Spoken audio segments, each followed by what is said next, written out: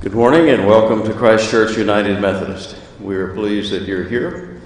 If you are visiting with us for the first time, we're especially glad that you're here, and we hope you will come back. We are a reconciling congregation. Our reconciling statement is printed on the front of the bulletin. Read it at your leisure. What that means is that all are welcome here. There are no exceptions. If you'd like to make a donation to the church, plates are not passed around as you might expect. They're strategically located in the back, and there's one here in the front. We welcome your contribution to the church. And we also welcome those who are worshiping with us on the internet. And we encourage you to join us as well. When you're able to join in person, we'd be delighted about that. And we have coffee hour following the service out this door and to the right into Wesley Hall. So welcome. And we stand now and sing the welcome song. The information will be on the screen.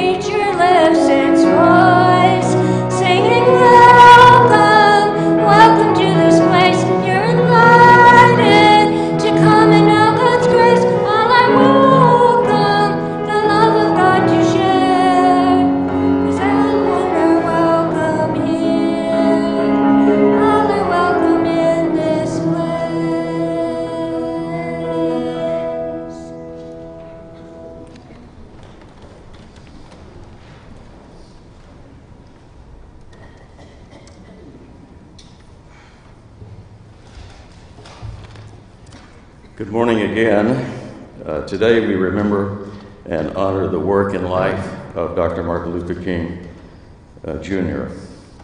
This is a service that we would have done last Sunday, but you recall that we had a small snowstorm here and we had to cancel the service, so we're doing it today. Dr. King was a person with wonderful dreams and aspirations, as you all know. He dreamed of a time when the shackles of slavery and later what would become known as neo-slavery and mass incarceration would finally truly be lifted from African American people. He dreamed that people of color would one day be freed from the evils of racial segregation. He dreamed that one day people of color would be freed from all injustice and be able to enjoy the same rights of citizenship afforded white Americans. Dr. King dreamed of a day when police brutality would come to an end. Later in the service, we will actually hear and see Dr. King giving his famous speech from 1963, "I Have a Dream." As you watch, I urge each of us to ask in our own minds, have Dr. King's dreams really come true? I think you'll conclude that some have, but many have not. In fact, I believe Dr. King, were he living today, would be surprised, disappointed, and saddened by the feelings and expression of white supremacy alive in this country, even at the very highest level of our national government. He would be sad indeed. Many legal barriers to racial injustice have been removed, but many hearts and minds have not changed. In fact, to a disturbing degree, many hearts have been hardened. Now, with all that pessimism on my part, let me offer a bit of hope. Just look at the wonderful diversity of our new U.S. House of Representatives. Indeed, our country is rapidly becoming more diverse, and thank God that is unstoppable. That diversity is unstoppable, and our lives will be greatly enriched. With that diversity will come a new round of activism, and I believe ultimately the fulfillment of Dr. King's dreams will come true, and I hope Christ Church will be a part of that activism. So there is a glimmer of hope. The sun is rising over the darkness in which we live today. Yes, Dr. King, with or without a silly wall, we shall overcome. Amen.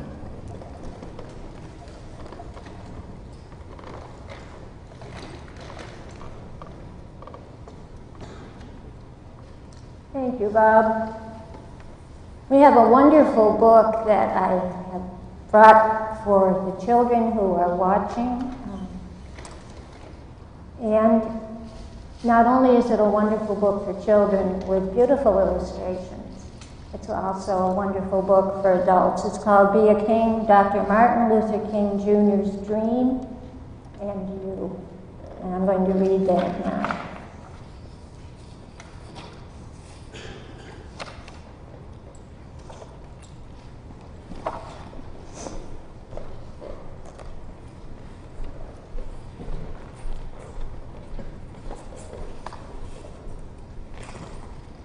And if we could have, I think I'm sitting in the right place so that we can get the pages on the screen. There we go. Thank you. You can be a king. Marvel at creation. Keep the faith of your ancestors. Know that bigotry hurts.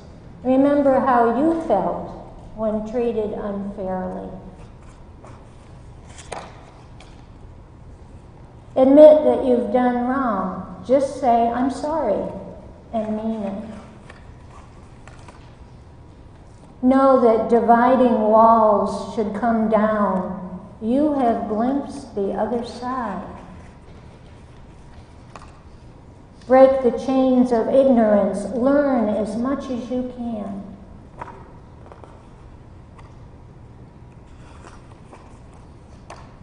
Stand for peace. Band together against bullies. Sing a song of freedom. Keep your eyes on the prize. Hold on.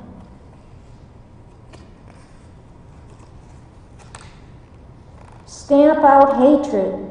Put your foot down and walk tall. Answer your critics. Believe in your cause and state it plainly. Have a dream. Make yours great enough to grow into.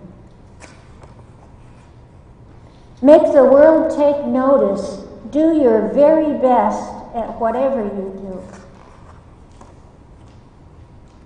do. Beat the drum for justice. March to your own conscience. Lift up the less fortunate. Be the king or queen of help. Set your sights on the mountaintop. Climb a little higher every day. And then at the back of this book, there's a brief bio about the Reverend Dr. Martin Luther King Jr. And it begins, there was nothing in Martin Luther King Jr.'s beginning to hint that he would become great. But it happened because he gave all that he had and all that he could do. He first felt the sting of racism when, at age 6, a white friend told him they could no longer play together. You can imagine how hurtful that was. At 15, he entered Morehouse College, and he was influenced by the college president, Benjamin Mays, who called on black churches to take up social causes. In 1948, when he went to Crozier Theological Seminary in Pennsylvania, he became the first black student body president. He earned a PhD degree at Boston University, and that's where he met his wife, Coretta Scott. And the rest, as we know, is history. And I'll have this book available for any who would like to look at it after the service. Thank you.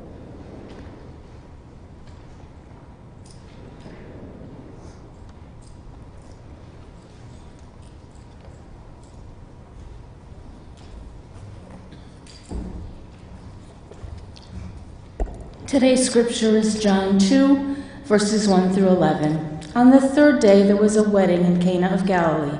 Jesus' mother was there, and Jesus and his disciples were also invited to the celebration. When the wine ran out, Jesus' mother said to him, "They don't have any wine." Jesus replied, "Woman, what does that have to do with me? My time hasn't come yet." His mother told the servants, "Do whatever he tells you." Nearby were 6 stone water jars used for the Jewish cleansing ritual, each able to hold about 20 or 30 gallons. Jesus said to the servants, "Fill the jars with water," and they filled them to the brim. Then he told them, "Now draw some water from them and take it to the head waiter," and they did. The head waiter tasted the water that had become wine. He didn't know where it came from, though the servants who had drawn the water knew. The head waiter called the groom and said, "Everyone serves the good wine first. They bring out the second-rate wine only when the guests are drinking freely. You kept the good wine until now." This was the first miraculous sign that Jesus did in Cana of Galilee. He revealed his glory, and the disciples believed in him. The word of God for the people of God.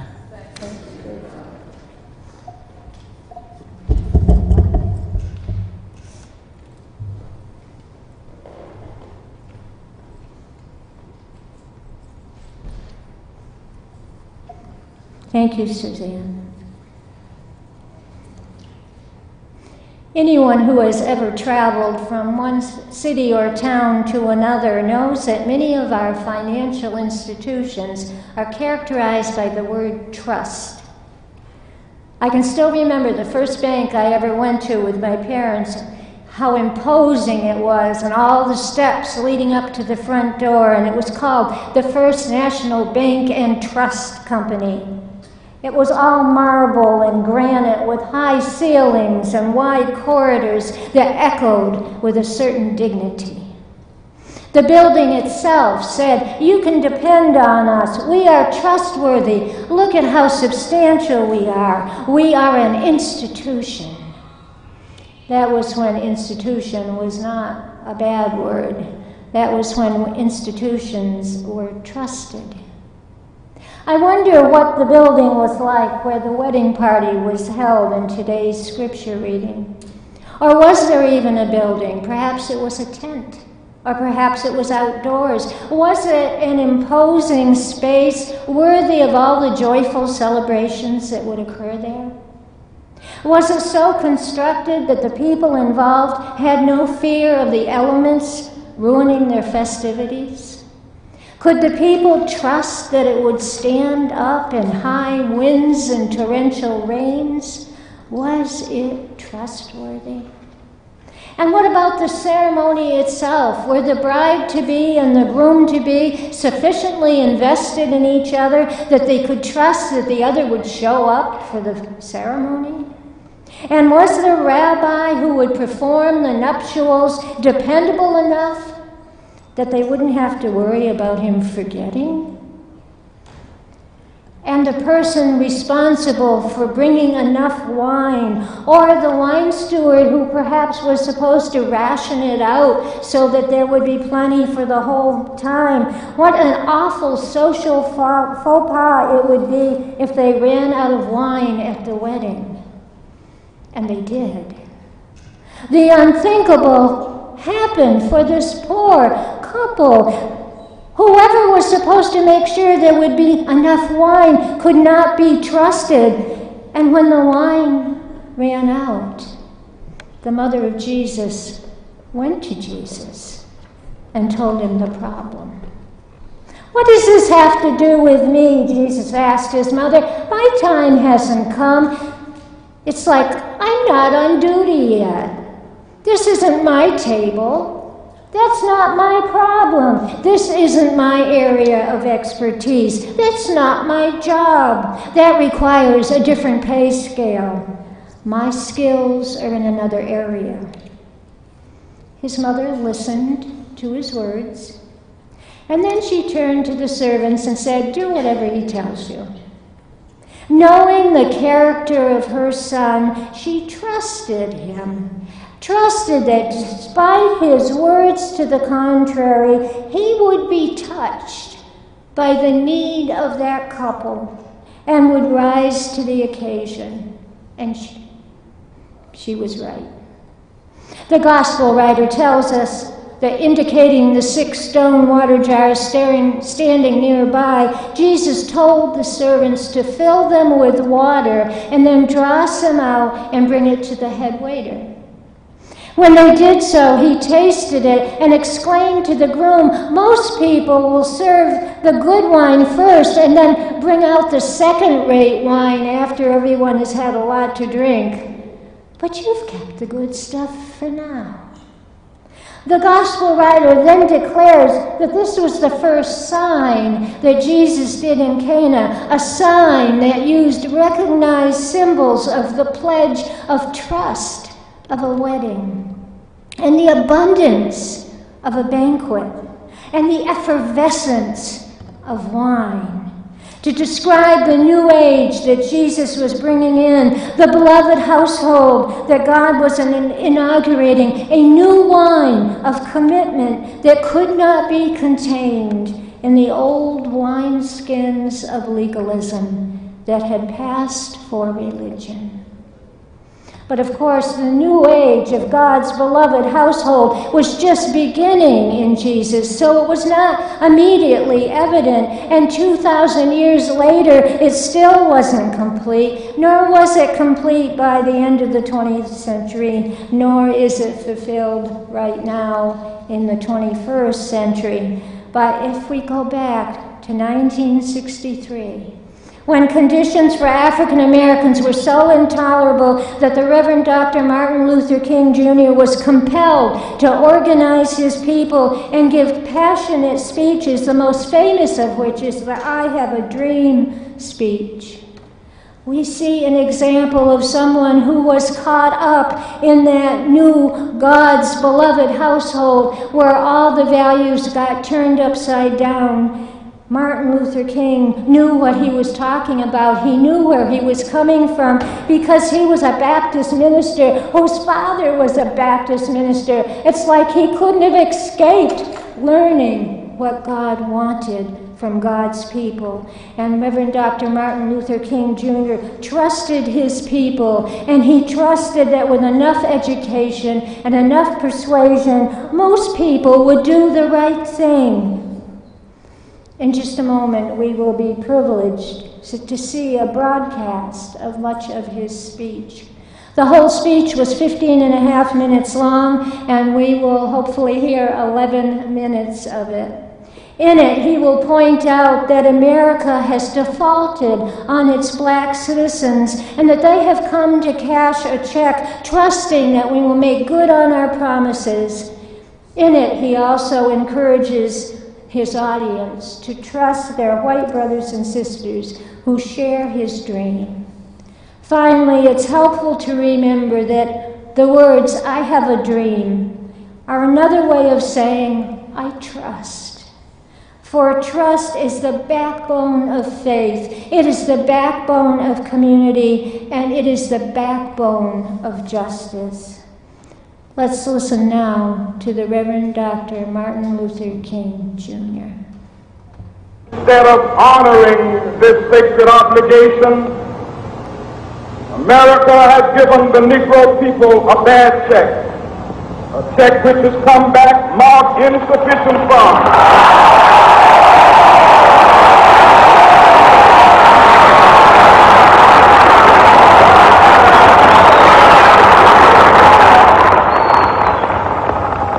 But we refuse to believe that the Bank of Justice is bankrupt. We refuse to believe that there are insufficient funds in the great vaults of opportunity of this nation. So we've come to cash this check, a check that will give us upon demand the riches of freedom and the security of justice.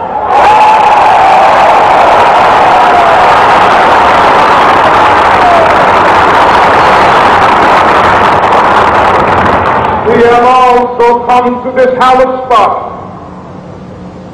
to remind America of the fierce urgency of now. This is no time to engage in the luxury of cooling off or to take the tranquilizing drug of gradualism.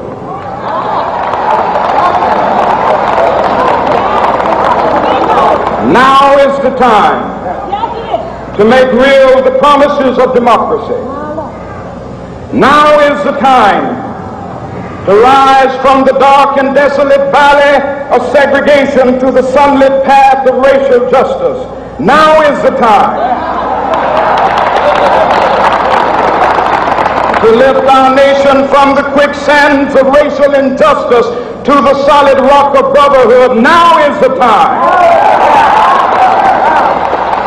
to make justice a reality for all of God's children. It would be fatal for the nation to overlook the urgency of the moment. This sweltering summer of the Negro's legitimate discontent will not pass until there is an invigorating autumn of freedom and equality.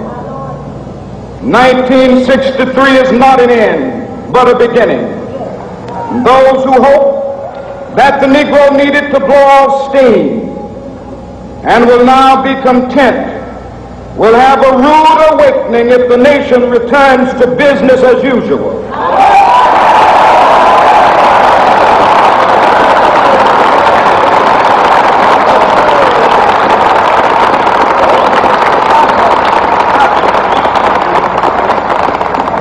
There will be neither rest nor tranquility in America until the Negro is granted his citizenship rights, the whirlwinds of revolt will continue to shake the foundations of our nation until the bright day of justice emerges. But that is something that I must say to my people who stand on the warm threshold which leads into the palace of justice. In the process of gaining our rightful place, we must not be guilty of wrongful deeds. Let us not seek to satisfy our thirst for freedom by drinking from the cup of bitterness and hatred.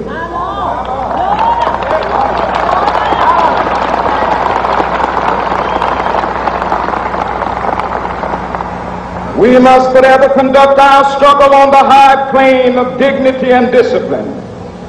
We must not allow our creative protests to degenerate into physical violence. Again and again, we must rise to the majestic heights of meeting physical force with soul force. The marvelous new militancy which has engulfed the Negro community must not lead us to a distrust of all white people. For many of our white brothers, as evidenced by their presence here today, have come to realize that their destiny is tied up with our destiny.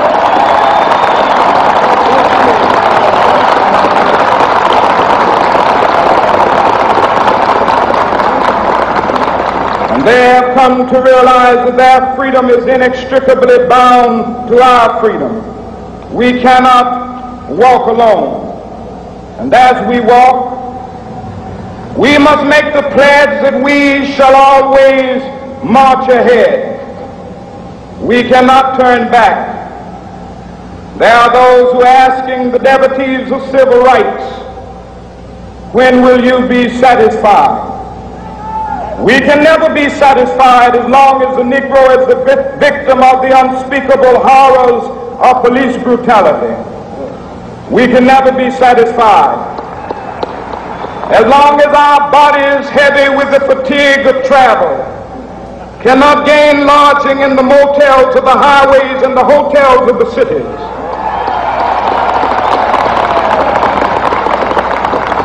We cannot be satisfied as long as the Negro's basic mobility is from a smaller ghetto to a larger one. We can never be satisfied as long as our children are stripped of their selfhood and robbed of their dignity by signs stating for whites only.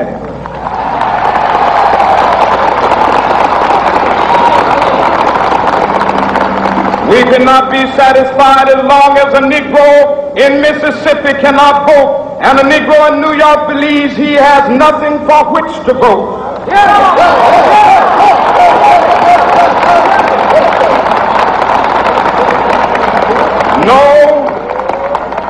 No, we are not satisfied, and we will not be satisfied until justice rolls down like waters and righteousness like a mighty stream.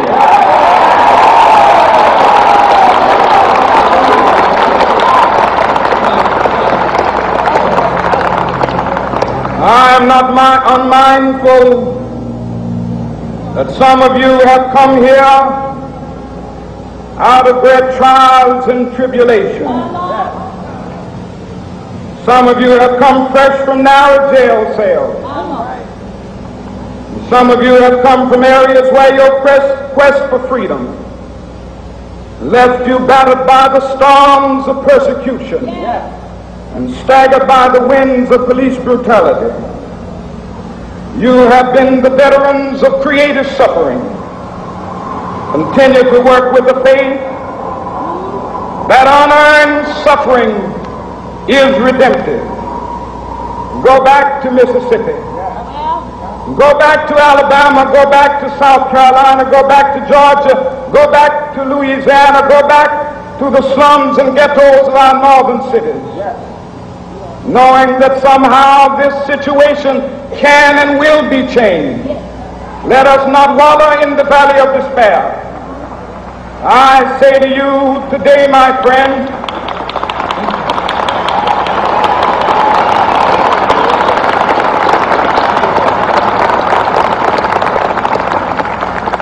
so even though we face the difficulties of today and tomorrow, I still have a dream.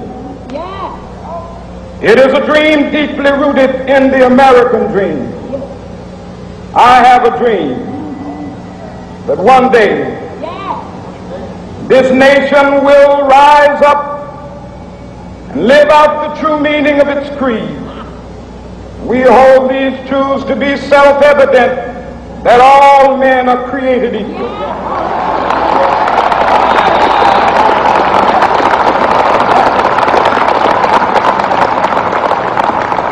I have a dream that one day on the red hills of Georgia, the sons of former slaves and the sons of former slave owners will they be able to sit down together at the table of brotherhood. I have a dream that one day,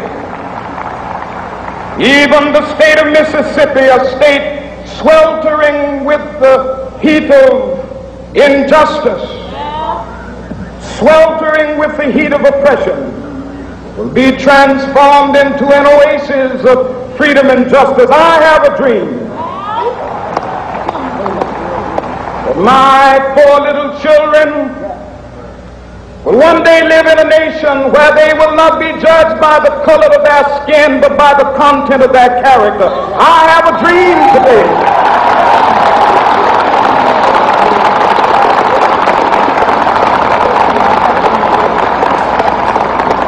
I have a dream that one day, down in Alabama, with its vicious racists, with its governor having his lips dripping with the words of interposition and nullification, one day right there in Alabama, little black boys and black girls will be able to join hands with little white boys and white girls as sisters and brothers. I have a dream today.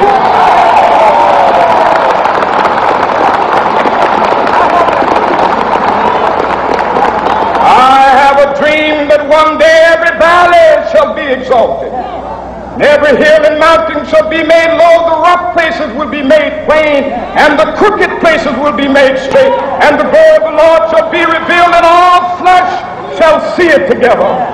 This is our hope. This is a faith that I go back to the South with.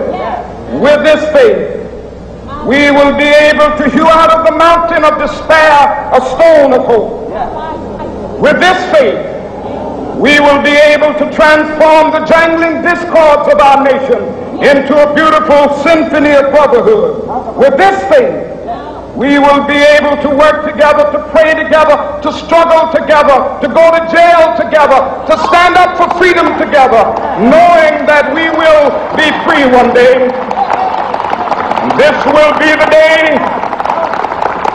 This will be the day when all of God's children will be able to sing with new meaning, my country tears of thee. Sweet land of liberty, of thee I sing. Land where my fathers died, land of the pilgrim's pride. From every mountainside, let freedom ring. And if America is to be a great nation, this must become true. And so let freedom ring.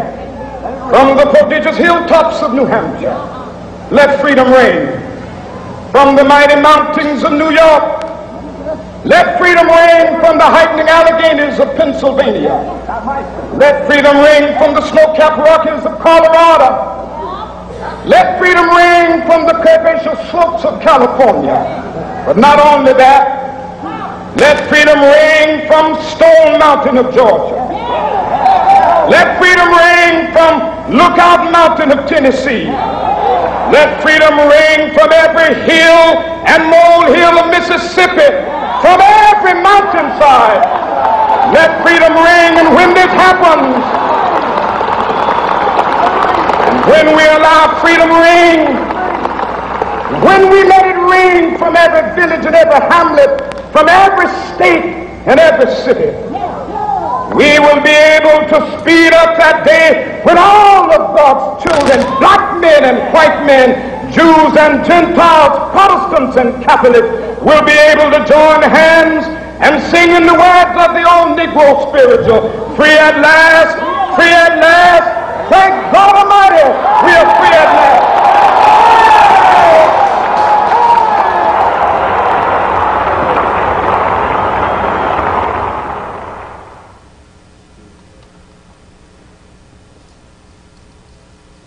Let's take a moment now and greet one another with the peace of Christ.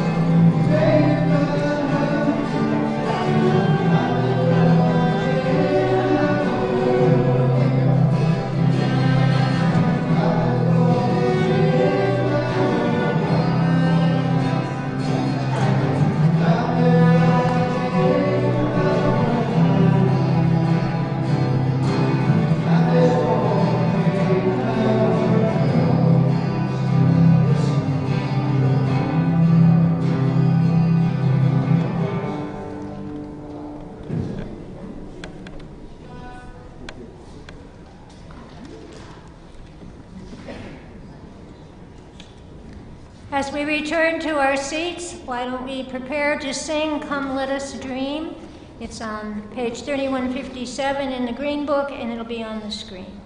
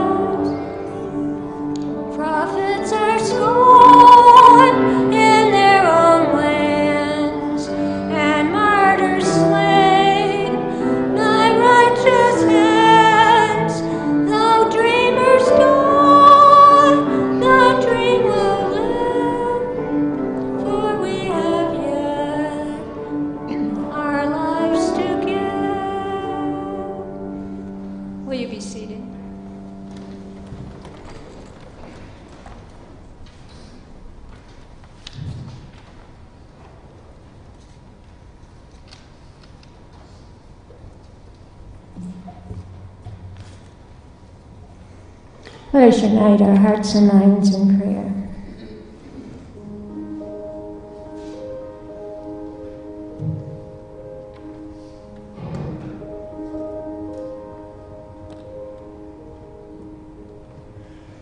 Oh God, you call us to be a community of trust, so that faith may flourish, so that justice may be done, so that peace may grow. And yet we live in the midst of so many things that betray trust. Government shutdowns and partial shutdowns and promised future shutdown. People who thought they could come to this country and ask to be one of us, and yet imprisoned.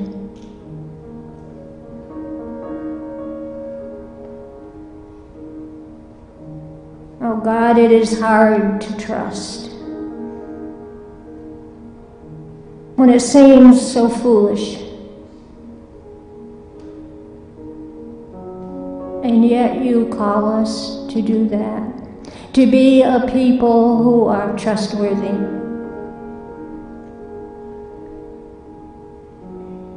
And so we ask today, as we remember your servant, Martin Luther King, that you will help us to see in his life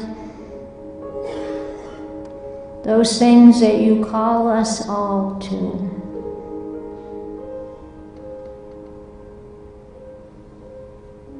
And that when life seems difficult, when the vision dims, when the mountaintop seems too high,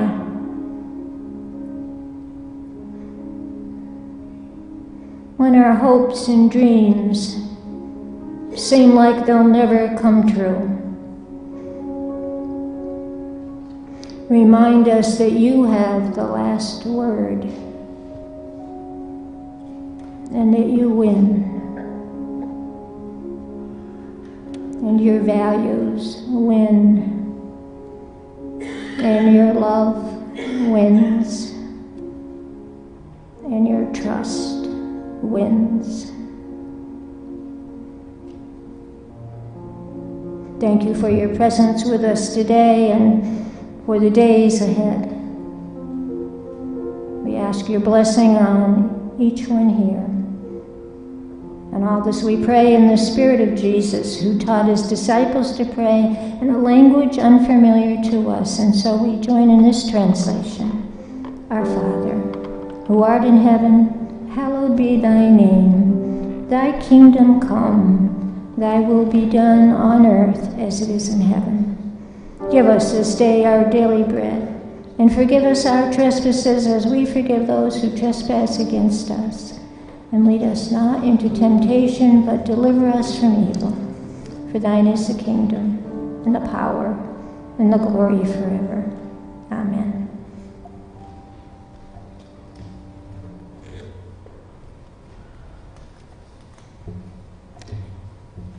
If the ushers will please come up with the offering.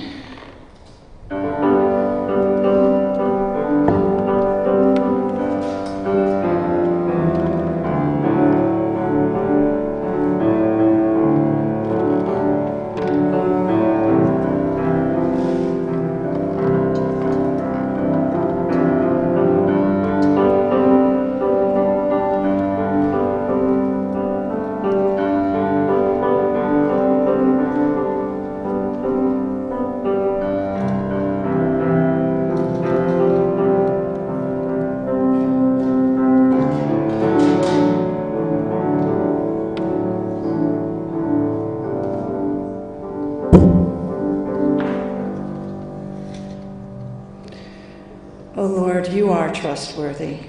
Help us to be able not only to put our trust in you, but to emulate you and work on our trustworthiness and make it shine like yours does.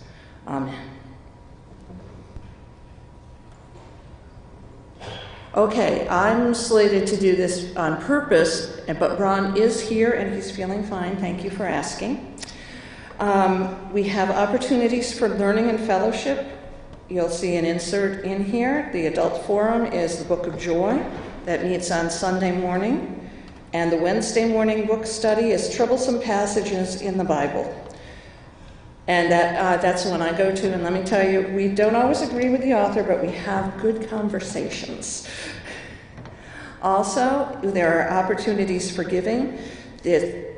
Last Sunday was supposed to be Human Relations Day, and there's a bulletin insert on that if you'd like to give towards that.